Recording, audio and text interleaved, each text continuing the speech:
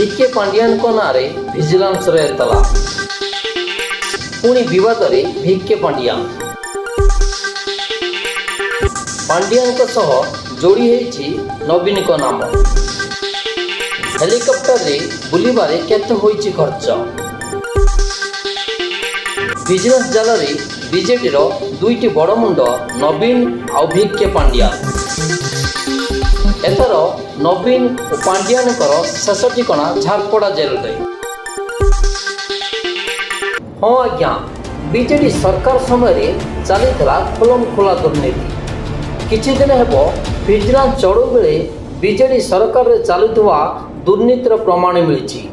ପୂର୍ବ ସରକାର ସମୟରେ chief engineer, additional chief engineer, OS ଅଫିସରମାନଙ୍କୁ ଧରୁନଥିଲା ଭିଜିଲାନ୍ସ। କେବଳ ପିଅନ ଓ କିରାଣୀ ଭଳି ଛୋଟ ଛୋଟ ମାଛକୁ ଧରୁଥିଲା ଭିଜିଲାନ୍ସ। କିନ୍ତୁ ଏବେ ବିଜେପି ସରକାର ସମୟରେ ପୋଲିସ, ଆଇଆଇସି, ଚିଫ୍ ଇଞ୍ଜିନିୟର ଭଳି ବଡ଼ ମାଛକୁ ଧରୁଛି ଭିଜିଲାନ୍ସ।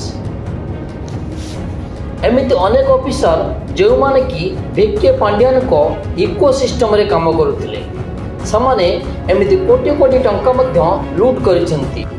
ଆଉ ଏବେ ପାଳି ପଡ଼ିବାକୁ ଯାଉଛି ଭିକେ ପାଣ୍ଡିଆନ ଓ ନବୀନଙ୍କର। ହଁ ଆଜ୍ଞା, ପାଣ୍ଡିଆନକୁ ନେଇ ଥମୁନି ବିବାଦ। ନିର୍ବାଚନ ବେଳେ ଯେଉଁପରି ଭାବେ ଛପରରେ ପୁରା ରାଜ୍ୟରେ ଚକର କାଟିଥିଲେ, ତାହା ପୁରା ରାଜ୍ୟ ଦେଖିଛି।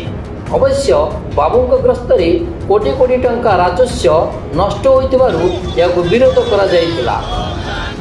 ହେଲେ ସେତେବେଳେ ବାବୁଙ୍କ ସରକାର ଥିବାରୁ ବାବୁ କାହାକୁ ଡରୁନଥିଲେ କି ଖାତିର ବି କରୁନଥିଲେ। ନିର୍ବାଚନରେ ବିଜେଡି ହାରିବା ପରେ ପାଣ୍ଡିଆନଙ୍କର ଗୋଟିଏ ପରେ ଗୋଟିଏ ଗୁମର ଖୋଲୁଛି। ଏହାରି ଭିତରେ ତାଙ୍କ ନାମରେ ମାମଲା ମଧ୍ୟ ରୁଜୁ ହେଲାଣି। ତେଣୁ ଆଗାମୀ ଦିନରେ ପାଣ୍ଡିଆନ ଓ ନବୀନଙ୍କ ବିରୁଦ୍ଧରେ ବଡ଼ କାର୍ଯ୍ୟାନୁଷ୍ଠାନ ନିଆଯାଇପାରେ ବୋଲି ଚର୍ଚ୍ଚା ଜୋରରେ ଧରିଛି। ପୂର୍ବରୁ କ୍ୟାପିଟାଲ ଥାନାରେ ଭିକେ ପାଣ୍ଡିଆନଙ୍କ ନାଁରେ ଏତଲା ହୋଇଛି। 1 କୋଟି କିମ୍ବା 2 କୋଟି ନୁହେଁ, ବରଂ ନିର୍ବାଚନକୁ ନିଜ ଆଡ଼କୁ ପ୍ରଭାବିତ କରିବା ପାଇଁ 300 କୋଟି ଟଙ୍କା ଖର୍ଚ୍ଚ କରିଛନ୍ତି ଭିକେ ପାଣ୍ଡିଆନ। ଆଉ ତାଙ୍କୁ ସହଯୋଗ କରିଥିଲେ ତତ୍କାଳୀନ ମୁଖ୍ୟମନ୍ତ୍ରୀ ନବୀନ ପଟ୍ଟନାୟକ। ତେଣୁ ତାଙ୍କ ବିରୁଦ୍ଧରେ ଦୃଢ଼ କାର୍ଯ୍ୟାନୁଷ୍ଠାନ ଦାବି କରି ଭୁବନେଶ୍ୱର କ୍ୟାପିଟାଲ ଥାନାର ମଧ୍ୟ ପୂର୍ବରୁ ଅଭିଯୋଗ କରିଥିଲେ ଆଇନଜୀବୀ ତଥା ସୂଚନା ଅଧିକାରୀ କର୍ମୀ ସୁଧୀର ମହାନ୍ତି। ଅଭିଯୋଗ ଅନୁସାରେ ନିର୍ବାଚନ ସମୟରେ ସରକାରୀ ଅର୍ଥ ଅପବ୍ୟବହାର, ସରକାର ଆଇନ ଉଲ୍ଲଂଘନ କରିଥିଲେ ଭିକେ ପାଣ୍ଡିଆନ। କୋଟି କୋଟି ଟଙ୍କା ମାଫିଆଙ୍କଠାରୁ ଆଦାୟ କରି ସେସବୁକୁ ଖର୍ଚ୍ଚ କରିଛନ୍ତି।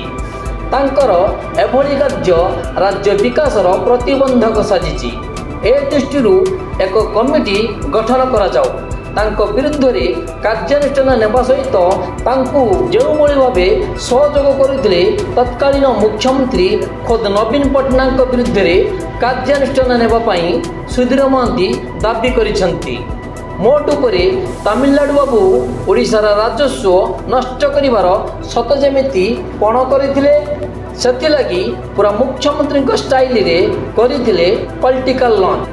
ସୂଚନା ଅନୁସାରେ ସରକାରୀଙ୍କ ଟଙ୍କା ଖର୍ଚ୍ଚ କରାଯାଇଥିଲା ପାଣ୍ଡିଆନଙ୍କ ପଲିଟିକାଲ ଲଞ୍ଚିଂରେ। ଏଥିରେ ବଡ଼ ଧରଣର ପିସିର ମଧ୍ୟ କାରବାର ହୋଇଥିଲା।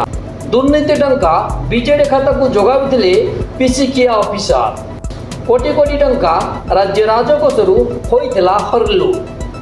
ଏହାପରେ ବର୍ତ୍ତମାନ ପାଇଁ ଯେଉଁ ବଡ଼ ଖବର ଆସୁଛି, ଖୁବ୍ ଶୀଘ୍ର ଭିଜିଲାନ୍ସ ତତ୍କାଳୀନ ମୁଖ୍ୟମନ୍ତ୍ରୀ ନବୀନ ପଟ୍ଟନାୟକ ଏବଂ ଭିକେ ପାଣ୍ଡିଆନକୁ ବାନ୍ଧିବାକୁ ଯାଉଛି। ଦ ରିପୋର୍ଟ 3KYT।